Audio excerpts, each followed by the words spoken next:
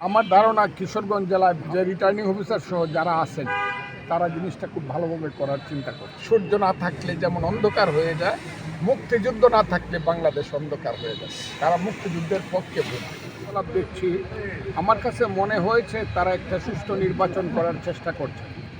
আর আজকে যা দেখলাম এটা খুব স্মার্ট মনে হয়েছে। স্মার্টলি তারা আগেই সব কিছু করে রেখেছেন তাদের মতো করে, এবং তাদের সিদ্ধান্ত তারা জানিয়ে দিয়েছে। এটা আমার কাছে ভালো লেগেছে।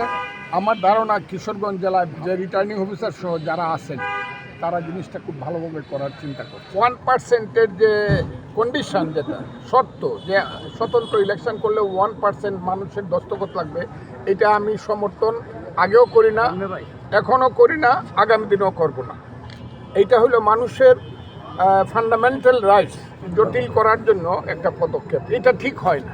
তারাই একজন লোক তার প্রস্তাবকারী, সমর্থনকারী, এবং সে যদি সুষ্ঠুভাবে অর্থনৈতিকভাবে কোনো রিল খেলাফের কোনো মামলা মোকদ্দমায় আসামি না হয়ে যায়, অর্থাৎ according to constitution of Bangladesh, say election করতে পারে।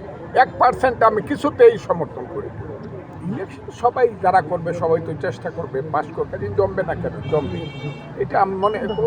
তবে যে জিনিসটা সবচেয়ে কঠিনভাবে আমাকে বলতে হবে সেটা হলো, আমার এলাকাতে আমার মনে হয়েছে সামান্য কারণ অথবা বিনা কারণে কিছু মামলা হচ্ছে বিভিন্ন লোকজনের বিরুদ্ধে।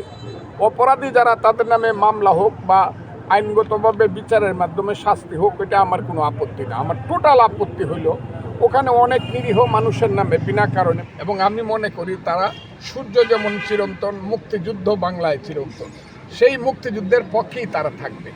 যেমন মানুষ সূর্যকে সালাম করে, প্রণাম করে, সূর্য না থাকলে যেমন অন্ধকার হয়ে যায়, মুক্তিযুদ্ধ না থাকলে বাংলাদেশ অন্ধকার হয়ে যায়। তারা মুক্তিযুদ্ধের পক্ষে এটা করে।